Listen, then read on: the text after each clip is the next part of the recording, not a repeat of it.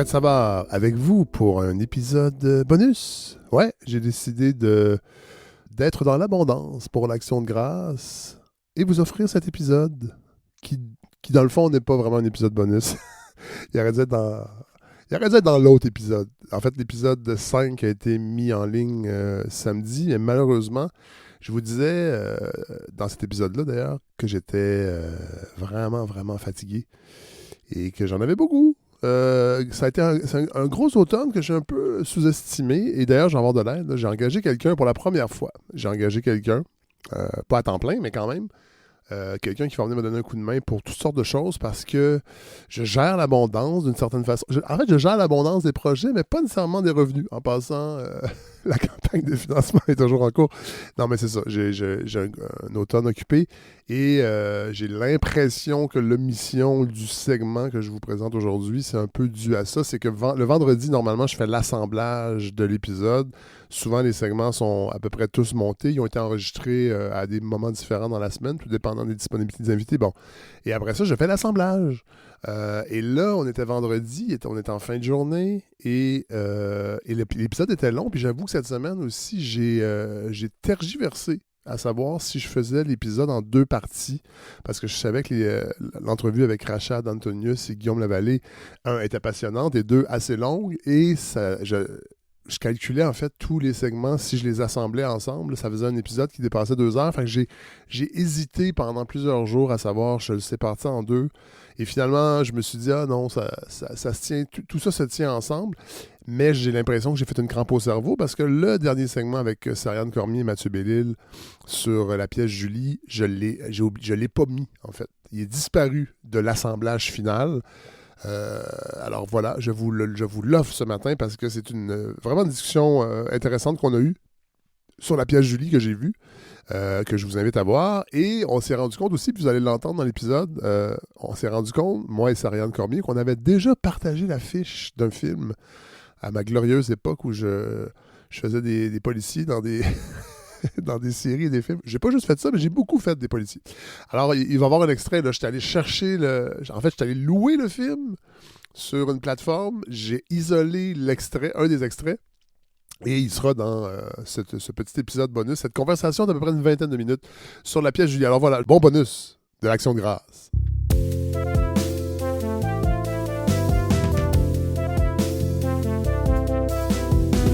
Sarianne Cormier, bonjour. Allô. Mathieu Bellil. Bonjour, Fred. Là, on va parler de théâtre. On a commencé ça l'an dernier avec La Licorne. Vous étiez venu au printemps avec Philippe Lambert. J'étais venu avec Philippe Lambert parce qu'il m'avait proposé d'être penseur en résidence. On avait présenté la saison et là, on rentre dans une des pièces qu'on avait choisies pour venir en discuter ici, la pièce Julie. Oui, ben je pense que c'est ça qu'on fait. C'est ça qu'on fait, Sarianne Cormier. Parlez-nous de vous un peu. Vous êtes dramaturge, réalisatrice, actrice. Vous savez qu'on a partagé l'affiche d'un même film? Quel film? L'Affaire du Monde. Ah, t'étais dans l'Affaire du Monde? Qu'est-ce que tu faisais? Mais moi, à l'époque, j'ai joué un peu des petits rôles. Et là-dedans, je faisais une police qui intervenait dans la maison. Avec moi? Avec ma grosse perruque? Parce que votre enfant était turbulent. Non, mais là, voyons donc. Oui. C'est bien drôle, je me rappelle très bien. Si tu veux les prendre une fin de semaine sur 2, je vais être bien contente de pas aller en famille d'accueil. J'ai pas la santé pour les avoir tout le temps. Je comprends. Non, tu comprends pas. T'as jamais été obligé d'appeler la police pour faire accoucher un de tes flots.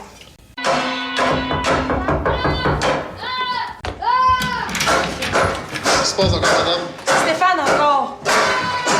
Hey! Tu te calmes! Là, t'écoutes ta mère, tu ramasses ça, puis tu t'en vas te coucher. Stéphane, écoute le monsieur. On a joué ensemble. Oui, on a joué ensemble. C'est vraiment, ouais. Est-ce que j'ai compris que Julie, c'est aussi vous qui avez fait la mise en scène? Ouais. Moi, j'ai beaucoup aimé la pièce, je l'ai vue hier. J'essaie de pas parler au travers de mon chapeau ici quand j'invite des gens. C'est un projet indépendant, fait que j'ai pas le choix. Moi, je suis pas à Radio-Canada, faut que je sois préparé. Donc... Ben, moi aussi, j'étais là. D'accord. Hier, bon. Moi, j'étais là avant hier. On était supposé se voir. Oui! On s'est manqué. Ben voilà. Donc, le déclencheur de cette pièce, c'est que vous étiez amis de Julie Surprenant. Oui. Est-ce qu'on peut peut-être recontextualiser cette histoire-là, parce que ça fait 25 ans? En fait, je vais vraiment pas dans les détails Non. de police. Ouais. Donc, Julie, un soir, elle revenait de la maison des jeunes, puis elle a On débarqué est à de l'autobus. Terrebonne, hein? Oui, à Terrebonne. Ouais. Puis elle est sortie de l'autobus pour rentrer chez son père, puis on l'a plus jamais revue. Il y a 25 ans, Il y a en 25 ans. 99. Ouais. C'est ça. C'est la beauté de la pièce, en fait, c'est qu'on n'est pas du tout dans cette mode des podcasts et de beaucoup de séries télé de true crime, mais vous avez décidé de prendre cet événement-là et d'en faire une pièce de théâtre et de l'aborder de quelle façon? Ben, en fait, j'ai décidé de centrer ça sur mes amis, en fait, Ouais. sur la Sur jeunesse. ce groupe d'amis. Ce groupe d'amis-là, oui. Ouais. Me rappeler qu'est-ce qui s'était passé et comment on s'était senti à ce moment-là. Mathieu Bellil, vous êtes penseur en résidence à la Licorne. Donc, cette pièce-là, vous l'abordez comment dans ce rôle? Oui, ben en fait, la chose qui m'a frappé, c'est que quand il était question de la pièce Julie, j'ai tout de suite eu l'image de Julie Surprenant dans ma tête. Ouais. Et c'est très rare parce que je me suis rendu compte que malgré tout, et c'est triste, mais c'est pas si... Ça arrive de temps à autre qu'une jeune fille, particulièrement les jeunes filles, disparaissent. Puis celle-là, je m'en suis rappelé, je pense que c'est parce que, en fait, je sais pas si vous l'avez en tête, mais elle porte une toge. Oui, c'est elle a sa les cheveux photo un peu frisés. Ouais. J'avais l'image d'une finissante en Mhm. tête. Et moi, en fait, ce qui m'a touché dans la pièce, c'est que ça fait 2 livres que j'écris sur la mort, sur la perte, aussi parfois l'absence ou la présence de rituels et leur rôle. Et je me rendais compte avec cette pièce-là que c'est un peu comme si Sariane, à 25 ans de distance, OK, parce que juste avant, mais il y a quand même quelque chose de très, très particulier. Et je suis pas là pour le sentir, parce que je l'ai pas vécu, mais je peux le penser. Il y a quelque chose de particulier à vivre une disparition. Oui, c'est ça. Parce qu'une disparition, c'est pas comme une mort. Il y a peut-être une mort. Ouais. Puis en fait, vraisemblablement, c'est ça. Sauf que il n'y a pas de corps. On n'est pas préparé on n'a pas vu, on n'a pas commencé. Tu sais, des fois, quand quelqu'un tombe malade, on commence à faire son deuil. Oui. Tranquillement, on se fait à l'idée que même une jeune, là, c'est brusque et du jour au lendemain.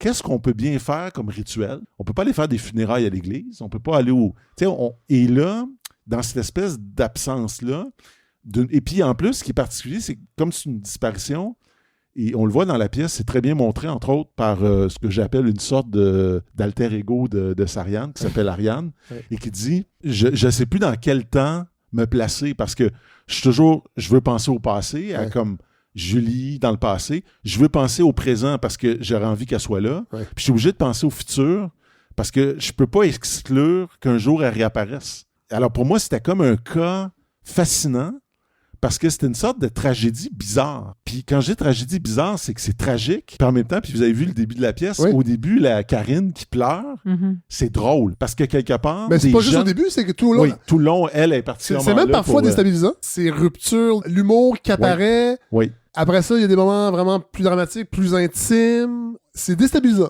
Ben, c'est comme ça qu'on le vit de l'intérieur aussi, tu sais. Ouais, mais c'est pour ça que je vais te poser la question. Quand on parle aux amis, il y a certaines personnes juste dans la manière de livrer des souvenirs, comme une amie en particulier, elle me livrait des souvenirs, puis je pleurais de rire. Ça me racontait l'histoire du pendu, qu'on trouvait un pendu. Pendant la battue. Pendant la battue, puis j'avais complètement oublié ça. Et on s'est mis à rire, mais pleurer de rire. Pas parce que c'est drôle. Puis il y a des gens qui ont une manière de raconter les choses qui nous permettent de ventiler. Puis il y en a d'autres que c'est autre chose. Mais je pense que pour moi, le drame puis la comédie, c'est vraiment proche. Tu sais, c'est moi qui travaillais au Subway, là. Puis c'est vrai qu'il jouait du Smash Mouth. C'est comme... Bon, allez, il faut aller voir la pièce pour comprendre. Non, mais rendu là, c'est que je m'en rappelais. Je l'ai écrit en me rappelant mes souvenirs. Puis je l'ai relu, puis j'étais crampée parce que c'est impossible. D'être pris avec le Journal de Montréal, avec la face de Julie, puis être obligé d'écouter de la radio commerciale, puis d'être chargé de ça. Ultimement, quand tu sors de ton corps puis tu te regardes à l'extérieur, c'est absurde. Mais je voulais dire aussi à propos de cette espèce de malaise ou d'étrangeté que vous décrivez. Et puis moi, c'est drôle parce qu'en lisant le texte, je l'avais un peu senti, mais je suis allé voir un enchaînement. Donc ça, c'est avant que la représente. Moi, c'est toutes des choses que je connaissais pas. J'ai beau aimer le théâtre, je suis pas dans l'intérieur. Et en fait, à l'enchaînement, je l'ai dit à Sariane, j'ai compris plus pourquoi c'était drôle. Et une des raisons pour lesquelles, évidemment, c'est drôle, mais grinçant, c'est que il y a tellement un écart incroyable entre la gravité et la noirceur de l'événement et la légèreté et l'innocence des jeunes. Oui, c'est ça. Vous êtes en secondaire 5. Tu peux pas être plus en vie que quand tu as 16-17 ans. Et là, tu sens l'espèce de contresens. Je suis supposé être triste, je suis supposé être en deuil, mais toutes mes hormones, mon corps, mon imagination, tout me dit que je devrais être en vie. L'autre chose aussi que je trouvais fascinante, puis j'ai remarqué ça dans le théâtre, c'est que finalement, les pleurs et le rire sont pas si éloignés. Tout à fait. C'est la même affaire. Dans votre œuvre théâtrale, cette pièce-là, elle se place où? J'ai fait une première pièce sur une autre notion de fuite, qui était une pièce sur ma mère, mais on était beaucoup plus dans quelque chose de biographique. Là, cette fois-ci, ça part de quelque chose que je connais parce que c'est juste ça que je suis capable de faire, d'écrire sur des choses que je connais. Oui. Mais j'ai pris beaucoup plus de fiction puis de mélanger les choses ensemble. Sauf que le film que je viens de réaliser, on est dans l'espace avec des planètes, puis ça parle de l'importance des arts vivants. Au revoir Pluton? Oui. Je raconte toujours un peu ma vie de manière différente. Ouais. Donc, il y a quelque chose que j'ai beaucoup aimé et j'ai été surpris de l'efficacité, le fantôme. Ouais. Et ça m'a fait penser, avant de commencer à enregistrer, je cherchais le film, mais je l'ai pas trouvé. Je pensais que c'était avec Adam Driver, mais je me rappelle d'avoir vu un film. A Ghost Story. C'est un couple, je pense que c'est le conjoint qui meurt, et il est dans le film, avec un drap. J'avoue que c'est le contexte de la licorne aussi qui se prête, je pense, à ça, la proximité, le fait que bon, chez Duceppe, ça aurait été un hologramme qui part du toit. Non, j'aurais pas fait. Non, mais c'est pas ça que je fais. C'est ça. Il y a toujours des marionnettes cachées ou des choses dans ce que je fais. Ça, je savais pas. Oui, c'est la première pièce de Bourgeois. Mais je ne veux pas critiquer Duceppe. Avec des odeurs. Non, mais ça arrête, c'est ça. Moi, je trouvais qu'il y avait quelque chose de très beau. Et c'était vraiment touchant et ça m'a habité. Après la pièce, en me levant ce matin, je repensais à ça. C'est vraiment une belle idée. Ben, c'est que j'aime beaucoup les fantômes. Ouais. Puis, il y a cette notion aussi que quand il y a une disparition, quand la police ne sait plus quoi faire, c'est les voyants qui arrivent. Ah ouais, hein? Et ça, je trouvais ça beau. Puis, il y avait une voyante qui avait dit environ 8 mois après que Julie ait disparu qu'elle était dans un sac dans la rivière. Puis, il y a quelqu'un après qui a dit quelque chose de similaire sur son lit de mort. Je me suis juste dit, c'est intéressant de voir, exemple, le personnage de Karine, qu'elle, elle pleure, puis elle dit qu'elle a un don de sentir les choses. Puis à côté, il y a le personnage de Marie-Lou qui est juste sensible aux éléments, puis qui est capable de juste filmer les éléments, puis décortiquer les choses simples pour être capable de parler avec l'au-delà. Puis là, j'ai dit aux acteurs que, dans le fond, c'est juste une présence, comme si on avait une longue vue, qu'on virait à l'envers. J'aime bien quand le fantastique arrive bizarrement d'une manière super banale. Mais là, en tout cas, moi, la façon que je l'ai perçu, il y avait quelque chose de très doux. Ben oui. Je dis aux acteurs, ce n'est que tendresse. Oui. C'est quelque chose de fragile. Parce que on est chanceux, parce que la mort, après, c'est fini. Ça, on ne sait pas. Ben, c'est beau, je sais pas, je suis pas spécialiste, je suis pas morte, je sais pas.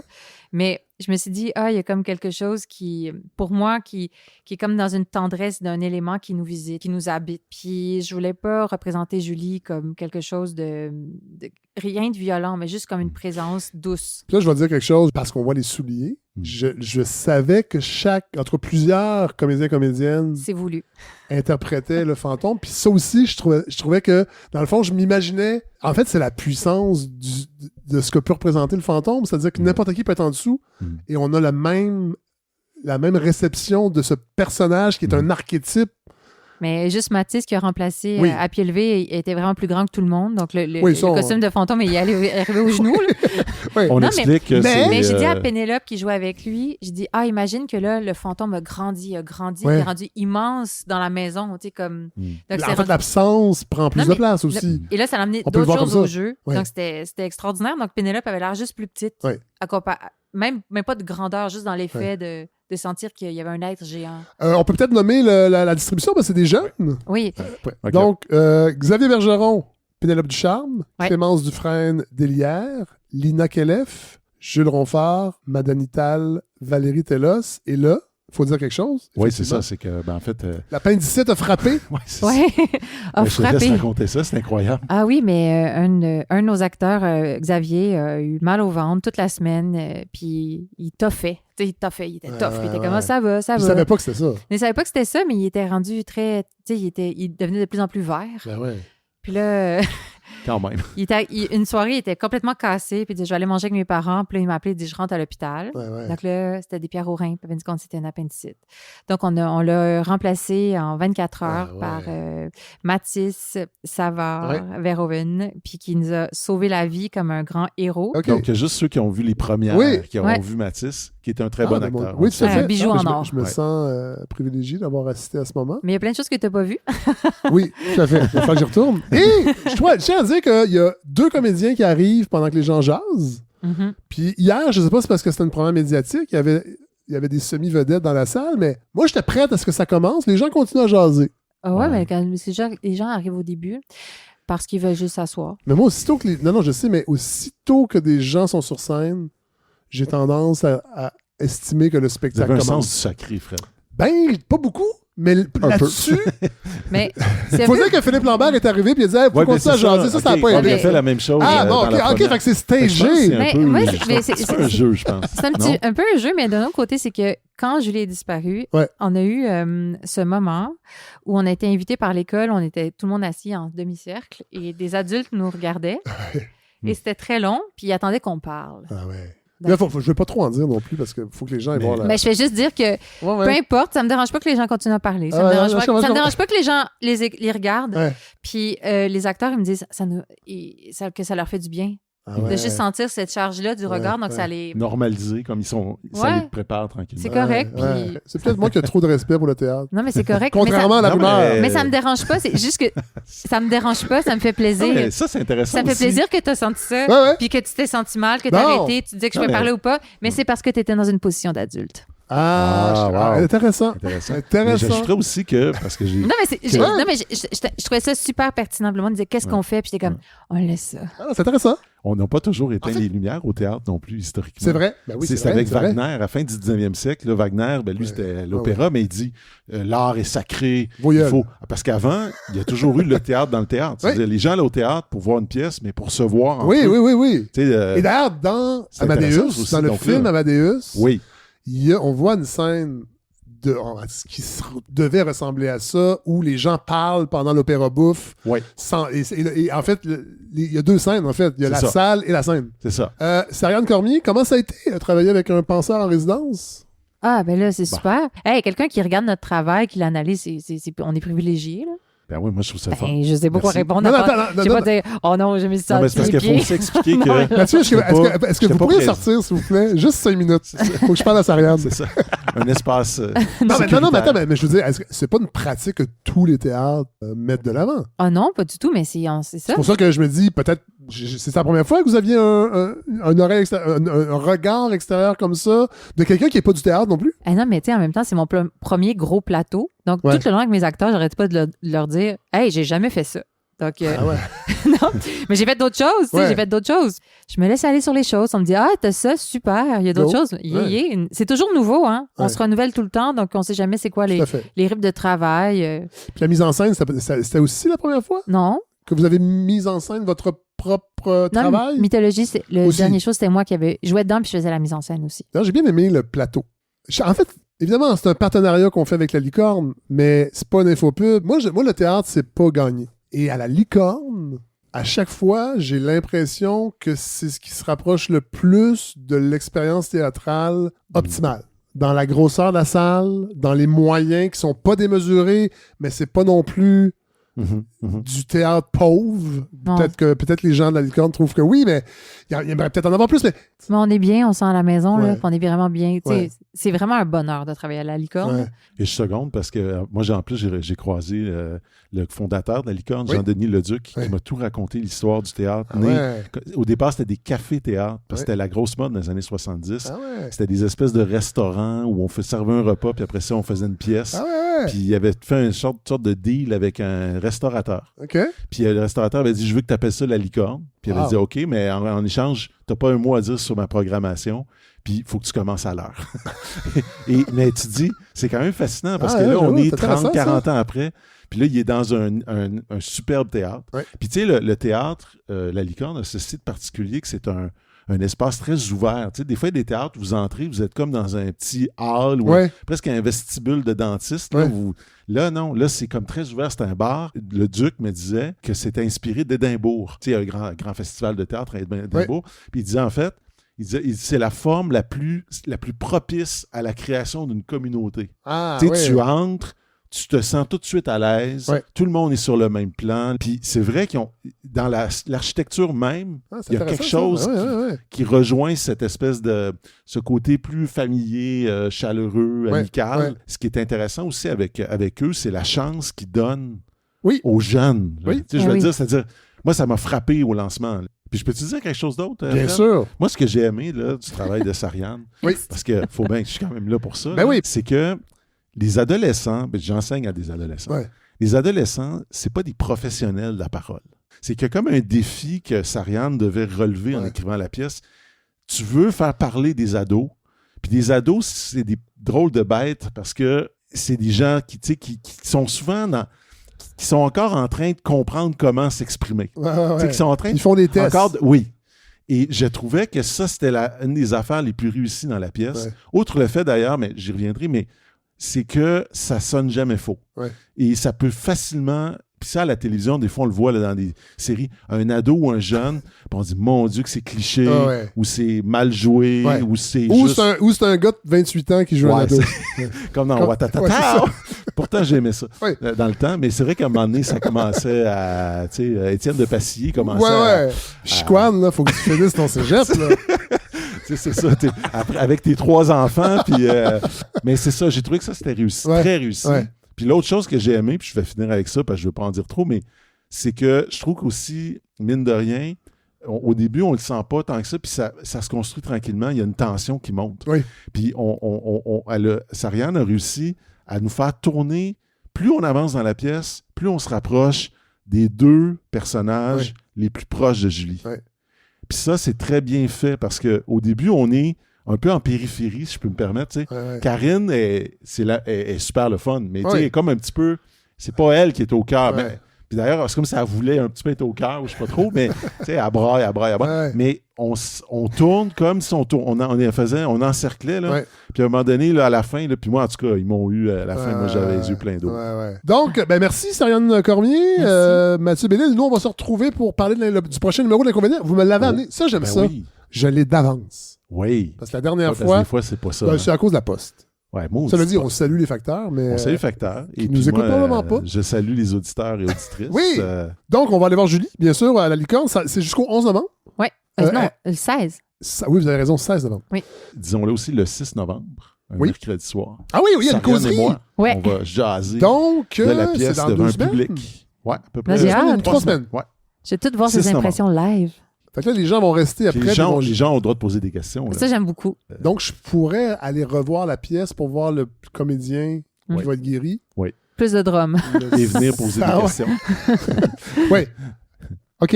Hey, merci, vraiment. Merci à vous. Merci.